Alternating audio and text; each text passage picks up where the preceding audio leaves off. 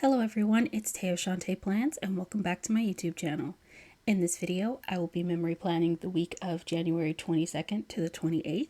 I'm using my Printpressions ring planner and my inserts are from Sadie Stickers. This is my first plan with me of 2024 and I have a brand new planner for my memory planning, so I'm so excited to be trying out rings for the first time this year. All of last year and all of the years previously that I've been planning, I've been using a coiled planner. If you are new to this type of planning, memory planning is more focused on being decorative and getting a chance to play around with my sticker kits. I do have a plum paper planner that I use functionally. I don't decorate that one with stickers. I just write in it and keep track of all my plans there, and then I'm able to take those plans and put them into this decorative planner. To get started, I have started by deciding to have two sidebars for this spread, and I used these new color block washi strips from Paper Trail Plans. So I've put them in the outer columns on each side of the page, and then I put down the bottom washi and then trimmed that with a scalloped taco washi from Panda Bird Design. So beautiful.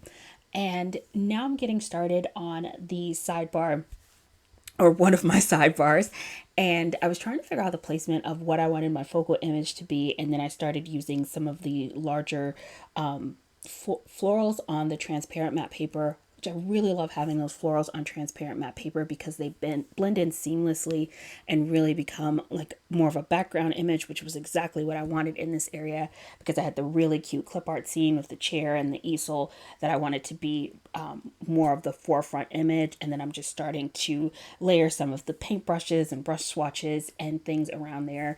I'm also pulling in silver foil for this spread. This kit was non-foiled, which is sometimes so amazing for me because then I get to choose what foil color I think is going to pair best with it. And in this case, I decided to go with silver. I thought it complemented the colors of the kit really, really beautifully. And so I'm pulling in like these foiled coffee rings, and because this kit is artist themed and had a few like vintagey elements to it, I really wanted to play into some vintage elements, pull in the coffee rings, pull in some brush strokes, pull in the old script writing, because it was definitely giving me those vibes. And then also because it was artist themed, I thought a lot of times when you set down a paint cup, if you're painting or watercoloring or anything like that, it can leave a ring on the table in a similar way that like a coffee ring does. And so just kind of playing on that element, I thought the coffee rings would be a fun thing to include in this spread. I am pulling in these little strips, quotes that I cut into strips, and it just says "Good things takes time." I got that from Sadie Stickers. I have truly been in loving those stripped quote scripts. I'm not even quite sure what to call them, but they're amazing and I love using them in my spreads. Moving over to my other sidebar, I'm again starting by adding some of those transparent florals because I really love the way they look layered on top of that alcohol ink color block in the sidebar, the background. It really makes the florals sort of mesh into it and it looks like it's just part of a design and it just looks so natural and I love it. Then layering in the focal point image on this side, which is the girl at her painting table along with that large quote at the bottom. And then I did not have another vertical large month script from Paper Trail Plans that's a January because I'd already used it in my bullet journal, but I did have the individual alphabetic letters that they sell, and so I decided to just spell out the word, and that worked out perfectly. I have immediately placed a reorder for more of those large month scripts from Paper Trail Plans because they are some of my absolute favorites to use and I've been using them like crazy. And now that I am in both a decorative planner and bullet journal for this year, I am finding myself using script stickers a lot more, and so they are really coming in handy for me. Now that I've got everything organized and placed where I want it in this sidebar, I'm just going to trim down this edge because I don't want it overflowing into the next column, which is where I'm going to start doing my day-to-day for the week. And so once I've got that trimmed down, then I'm going to take this floral foiled sticker from Panda Bird Design, and I'm going to use that to trim both of these sidebars. I really love that. It gives it a nice clean edge and really separates out that center section where I'm going to have all of my day-to-day. And one of the things that I've truly enjoyed about having dual sidebars is that it really makes that center section very, very structured and often comes out looking really symmetrical for me. And I really have been enjoying that look, which is so interesting for me because a lot of times when it comes to anything creative I'm doing or artistic, I tend to stray away from symmetry and tend more towards being eclectic and a little more abstract. And so the fact that I've been embracing the symmetry so hard has just been really interesting for me. But I really love the look of it. It just looks so structured and amazing. And so because there are 8 sections here, but only 7 days in the week, the in the middle column on the first page, that bottom box, I just chose to decorate that. You could also put a full box there if you wanted to try out this technique and didn't want to just do some freestyle decorating. But the kit I was using was a Hobonichi kit, and so the full boxes weren't like normal full-size full boxes. Plus I had just the clip art in here was just so amazing and so fun to layer with that I was very much inspired and wanted to do just some like freeform deco in this area. And I love the way this came out. I love all of the artist images and things like that. I've really been trying to lean into and embrace being a little bit more artistic this year, which is another reason why I decided to get into bullet journaling. And so even in my decorative planner for this year, I want to try to enjoy taking a little artistic license and trying out fun and creative things in my planner. One of the things I am truly enjoying, which I'm doing here, I am decorating this center area around the rings. And this is unique for me because this is, again, my first time being in a rings planner. I was previously in a coil planner. And so there really wasn't the opportunity to decorate this center section. And I've seen other planners do this who are in ring planners, and it was definitely something I knew I wanted to give a try once I switched to rings.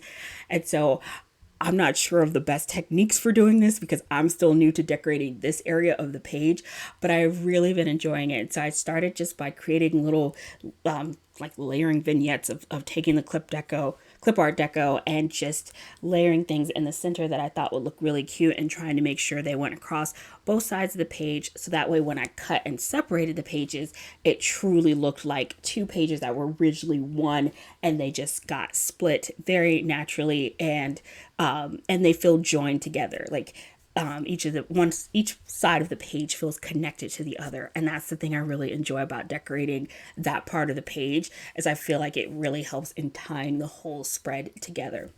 So I've put down my date dots, and now I'm going to get started on the day by day, which I am starting here by doing a little bit of layering. There were some really cute brush strokes and the scallop circle that came in the kit. Because I was using a Hobonichi kit, it didn't have as many of the traditional sized full boxes that you'll get in a standard vertical kit, where you will typically get quarter boxes, third boxes, and half boxes.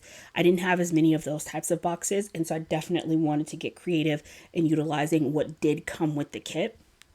And because there were some great circle boxes and brush strokes and things like that, I thought layering those together would be really nice, and that pulled together really well. Also pulled in a script from Paper Trail Plans, which just said 2 meetings, and the laptop icon is from Crafts by Towie. Decided to alternate for the next thing I was doing, and instead of writing on a box, I'm writing just directly on the page.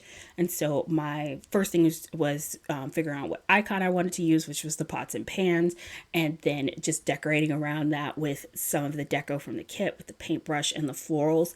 And I think especially because I was using a Hobonichi kit for this spread and it didn't have quite as many boxes, being able to alternate was a really nice option. That way I didn't run out of boxes. Additionally, what I'm doing here is pulling in some boxes that I had in my collection. These are from Paper Trail Plans, and these are like their brushstroke boxes.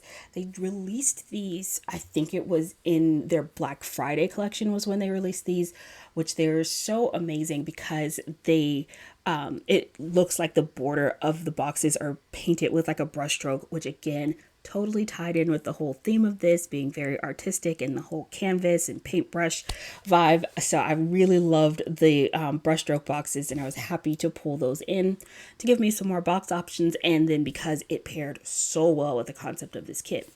Now, I keep talking about the fact that I decided to use a Hobonichi kit. There is a full kit version of this if you prefer getting the full vertical kit. This kit is, again, from Saucy Stickers Co., and she does have a full kit version. Me being a B6 planner, I really love utilizing Hobonichi kits because not all shops that I shop from offer Hobonichi size kits, but for the shops that do, it gives me a chance to try something different. I love using standard vertical kits as well, and you'll see I have plenty of videos on my channel that show those, and there will be plenty more in the future. But when I do get a chance to use a Hobonichi kit, it is really fun because it makes me have to think outside the box and try new things. And that's why I really like when I get into situations where it's like, I may not have necessarily all of the boxes I would have if I were using this other type of kit, but this works out well for me because it forces me to push my creativity. And maybe that's just a thing that I enjoy. And other people are like, nope, Tay, that's not my thing. I don't want that. But for me, I really find it inspiring because it makes me have to think outside the box. And even like what I did on Tuesday, where I didn't use a box at all, I pulled in the brushstroke and that large clip art. And I think that even if you are using a standard kit and you've got like the journaling add-ons and it's got this amazing clip art in it, give that a try because it really is so fun to pull in some of your larger journaling pieces into the day-by-day section. I know a lot of times those are really fun to decorate our bottom washi or sidebar or date cover deco area, kind of the foundation parts of our spreads. But I really enjoy pulling in that kind of deco into the day-by-day area as well. And whether you decide to pair it with an icon or decide to use it on your own without an icon, which is the way I decided to use it, I think because the imagery itself is so visually engaging, it becomes just like a really fun, eye-catching part of the spread all on its own, and it works well no matter where you place it on the page. Moving on to Thursday, I am starting off with another scalloped circle box that was included in the kit. I picked up some more dip powder and wanted to mark that, and I had an icon for that, and I thought that all looked really cute together. And then I was also working on my February bullet journal setup. So I was taking some of the journaling style boxes. I really love that one that's got the papers together, held together with the paper clip. I layered a brushstroke on top of that, added in some florals. And then I also had this cute little flourish that came from Sadie's stickers. And I thought that just added a really cute foil touch to that area and just was a fun little embellishment to layer there. Going into the bottom section, again, I'm going to work directly onto the, there's my cat. There is no time at which I am planning that my cat sees me on my desk working, just minding my own business. And he's like, hey, you're not paying me enough attention. Let me see what it is you're doing. And by that, he decides to just hop up on my desk and sit down on top of my stickers. I love him to pieces, but sometimes it is, sometimes I have to close the door to my office in order to get any planning done. And I am pretty sure I am not the only cat mom or dog mom who knows exactly what I mean. That's as much as we love our fur babies, sometimes we need a little bit of privacy to get some planning done. Because yeah, he had no intention of getting off of my stickers, so I had to lure him away with a treat so I could get back to planning. Moving on to Friday, there was a really large box, and sometimes I get intimidated by larger boxes in journaling kits because my handwriting is really small. I tend to write really small. And what I decided to do, instead of trying to center my writing and just write one thing in that box, I ended up using it to write two things. And that worked out perfectly for me because I think sometimes when I use larger boxes, my handwriting, it just looks like the spacing is awkward. And so that worked out really well. And then down at the bottom, just layered that one of the midi boxes on top of a brushstroke, added in a floral. And that was a really fun way to just group and layer in that area. I really enjoy layering boxes for most of the things that I do. You'll see that a lot just in my personal technique and style. Definitely when you're planning, layering your boxes is not a requirement. We get so many fun journaling elements though. It kind of feels like if you're not layering all those fun things, are you missing out on the opportunity to add in the cute little swatches and the prints and all of the fun things that we get in here?